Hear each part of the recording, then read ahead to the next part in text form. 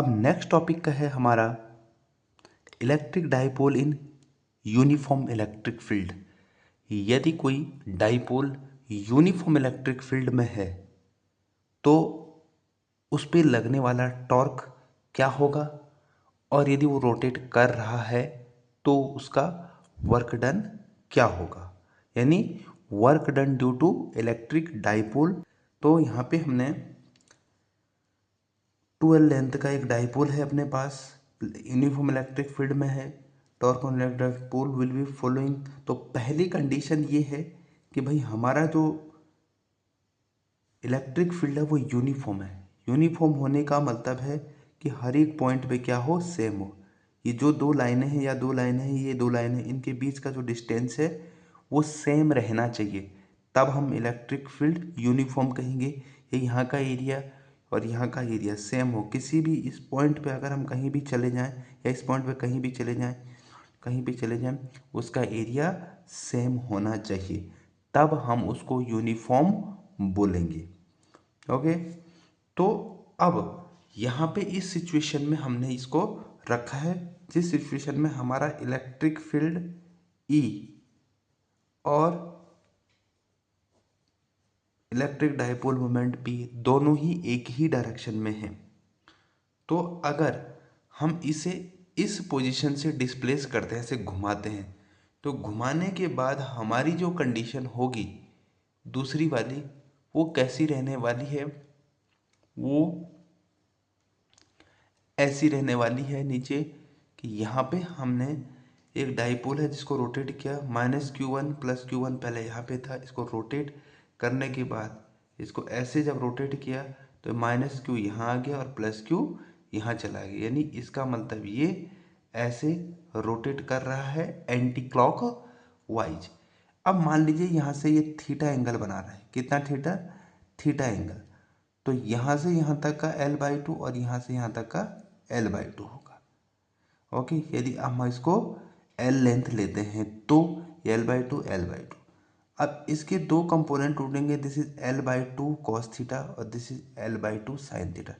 ये तो आपका परपेंडिकुलर कंपोनेंट है, इस कंपोनेंट को बोलेंगे r परपेंडिकुलर और इस कंपोनेंट को बोलेंगे r पैरेलल। तो हमारे को ये फोर्स है और ये इसका कंपोनेंट है, तो फोर्स की डायरेक्शन में ये कंपोनेंट है यानी 0 डिग्री का, तो इस पे इस कंपोनेंट से कोई टॉर्क नहीं लगने वाला है, यानी आर पैरेलल कंपोनेंट से आपका जो टॉर्क है वो हमेशा क्या रहने वाला, 0। अब आर परपेंडिकुलर, जैसे आप जानते हैं torque equal to perpendicular distance cross product force, तो इसको आर एफ साइन थीटा लिख सकते हैं, जैसे A cross B equal to A B sine theta होता है। अब इसी के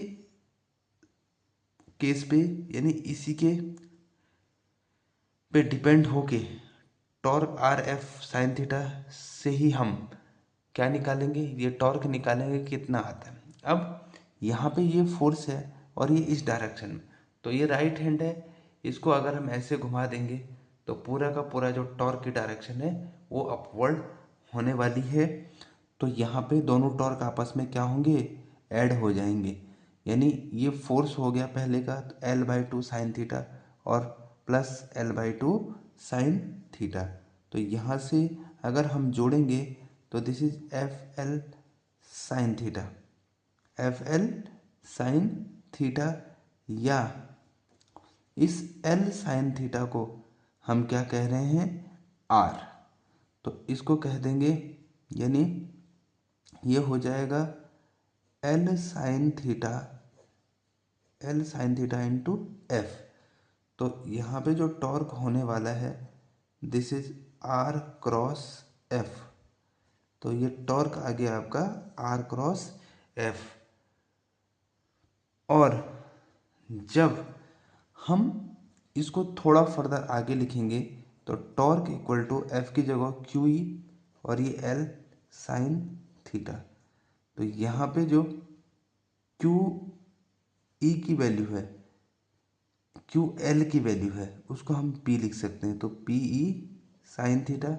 तो जो टॉर्क आएगा वो टॉर्क कैसे होने वाला है कि पी क्रॉस ई, पी क्रॉस ई, ये होने वाला है अपना जो टॉर्क आएगा। ओके, अब इसमें जो हम केस है हमारे पास, वो केस कैसे कैसे हैं। केस फर्स्ट, इफ अगर हमारे पास यहाँ पे देखें तो केस फर्स्ट में हम देख रहे हैं if theta equal to 0 degree.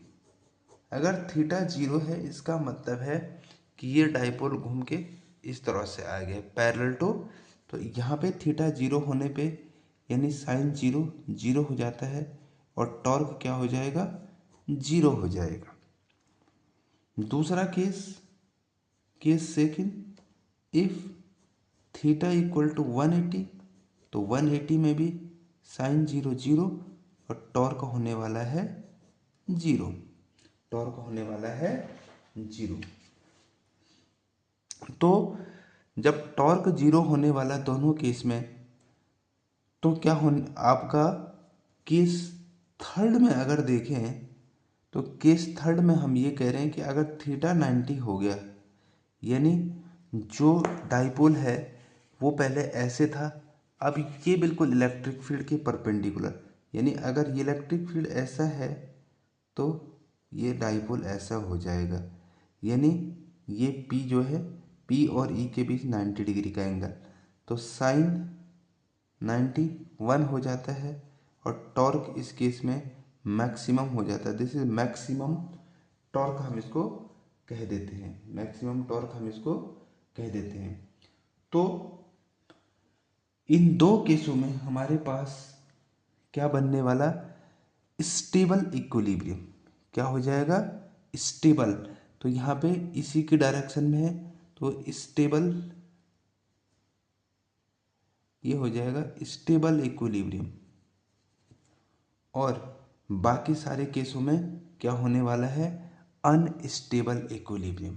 क्या होने वाला है, अनस्टेबल इक्विलिब्रियम।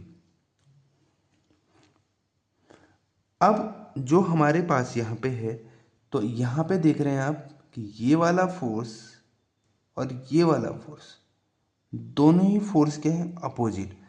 तो जब रोटेटिंग, तो एफ नेट जो होगा वो भी 0 हो जाएगा, क्योंकि एक फोर्स इस डायरेक्शन में है और एक फोर्स इस डायरेक्शन में। दूसरी बात, जब एफ नेट 0 रहा तो यहाँ पे जो टोटल चार्ज है वो भी क्या होने वाला, 0, वो भी क्या होने वाला, 0।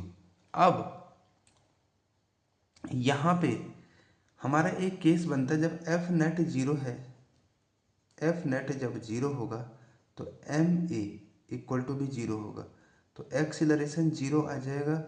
और जब एक्सीलरेशन 0 हो जाएगा तो D V by D T 0, यानी वेलोसिटी कांस्टेंट हो जाएगी, यानी सेंटर ऑफ मास क्या रहेगा उसका, फिक्स हो जाएगा। सेंटर ऑफ मास क्या हो जाएगा, ये फिक्स हो जाएगा। यानी इस रोटेटिंग डाइपोल का जो वेलोसिटी होगी वो कांस्टेंट होगी, क्योंकि इसका एक्सीलरेशन 0 है, और एक्सीलरेशन 0 इसलिए है क्योंकि इसका एफ नेट 0 है।